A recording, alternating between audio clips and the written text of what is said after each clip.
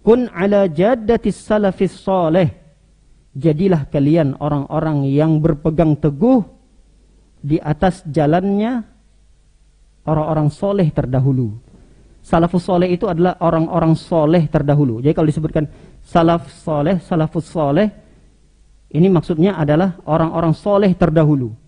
Siapa mereka? Para sahabat. Generasi setelah sahabat disebut dengan tabi'in. Generasi setelah tabi'in disebut dengan atba'ut tabi'in. Ini generasi salaf. Nah, biasanya pengikutnya ini disebut dengan salafi. Tapi ada orang untuk mewaspadai salafi ini ditambah wahabi. Ini tuduhan saja. Dan ini mencemar nama salafi yang mereka mengikuti orang-orang soleh terdahulu.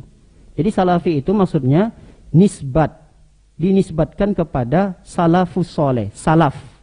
Salafus soleh. Nah, pengikutnya yang mereka berjalan di atas jalan salafus soleh itu biasanya disebut dengan salafi.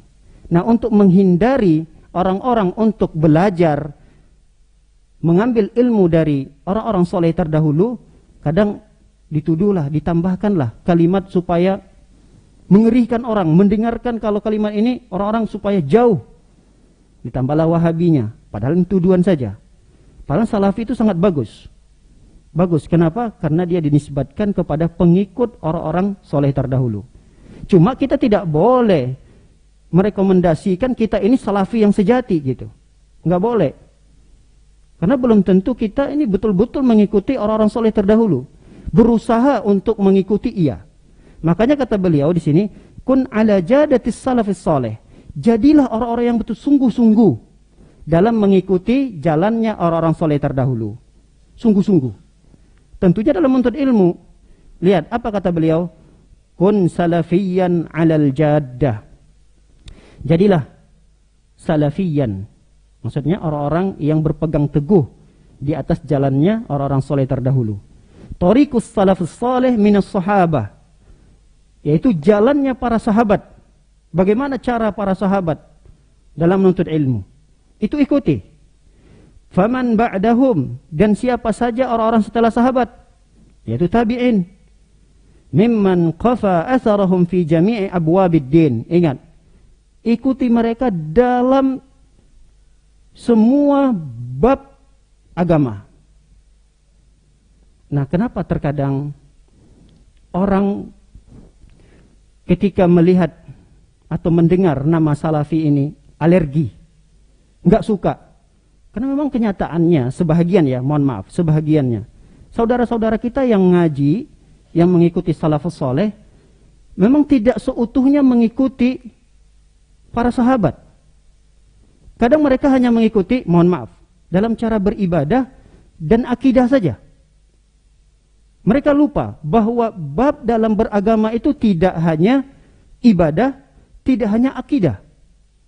Dalam beragama itu ada namanya bab muamalah, bab interaksi kita kepada sama manusia. Tentu wajar ada yang alergi ketika mendengar salafi ini. Kenapa? Prakteknya mereka di masyarakat, mereka tidak murah senyum, tidak suka menyapa, mengucapkan salam hanya kepada orang yang kira-kira cara berpakaiannya sama, yang satu jamaah dengan dia, padahal di sebelah kiri dan kanannya tetangganya gitu. Tentu saja ada orang yang alergi, ternyata dalam bermuamalah mereka tidak mengikuti salafus soleh. Oleh karena itu, ketika seseorang dikatakan ingin mengikuti salafus soleh, maka ikuti mereka dalam semua perkara agama. Tidak hanya memilih dalam akidah saja, tidak memilih dalam beribadah saja, tapi dalam setiap beragama. Ingat, termasuk dalam bab agama adalah adab, akhlak, muamalah, itu termasuk bab agama. Kadang banyak orang yang tidak beradab. Dia tidak tahu adab bertetangga itu seperti apa. Adab ketika bermasyarakat seperti apa. Terutama, mohon maaf, saudara-saudari kita, saudari kita yang sudahlah berpakaiannya begitu syar'i, kemudian menggunakan cadar, tapi di tengah-tengah masyarakat mereka tertuduh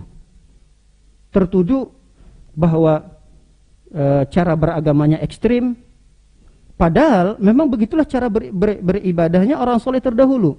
Cuma tuduhan itu akan semakin tampak jelas apabila ada perkara-perkara adab dan akhlak tidak tercerminkan pada seorang muslimah ini. Hanya masalah adab misalnya. Kadang kalau berbicara tidak menggunakan bahasa yang baik kepada orang awam. Kadang kalau lewat, padahal yang dilewati itu ibu-ibu, nunduk saja, enggak menyapa. Makanya ada seorang teman pernah bercerita, mengeluhkan tentang kondisi istrinya. Ustaz, istri saya ini kalau jalan sama saya, padahal ngelewatin tetangga ada di luar gitu. Dia lewat aja, saya perhatiin istri saya. Padahal yang dilewatin ibu-ibu gitu. Setelah istri saya ngelewatin ibu-ibu itu, saya tanya, Dek, kok tadi nggak disapa itu ibu? Kan tetangga kita. Dia paksakan istrinya untuk sampai pada derajat itu, tapi istrinya nggak bisa. Saya tanya, latar belakang istrinya seperti apa? Oh, ternyata istrinya ini sejak kecil sudah mondok. Mohon maaf, karena ilmu bermasyarakat kan tidak diajarkan di pondok. Yang diajarkan di pondok itu kalau ngelewatin orang, kalau bisa nunduk, jangan ngelihat kiri kanan. Ini memang syariat. Memang syariat. Jangan suka jelalatan gitu. Tapi kan tidak sampai seperti itu juga. Kalau memang yang dilewati adalah perempuan, ya silakan disapa, ucapkan salam. Kalau dia muslimah, ucapkan salam. Nah, ternyata dia belum membiasakan itu. Saya jelaskan, ya maklumi saja, karena kondisi latar belakang istri Anda seperti itu gitu. Nggak bisa dipaksakan. Nanti pelan-pelan Anda terus temani dia berjalan, paksakan dia. Itu ada ibu di depan itu. Nah, dari sekarang kamu harus siap-siap nih untuk menyapanya. Kamu berpakaian yang syar'i seperti ini. Kamu harus tampakkan pakaian syar'i itu tidak seseram apa yang dipikirkan oleh orang-orang awam gitu. Jadi ajarkan seperti itu pada istri. Ketika istri kita dampingi nih, istri lewat mau jalan kemana, dari jauh sudah diajarkan istri.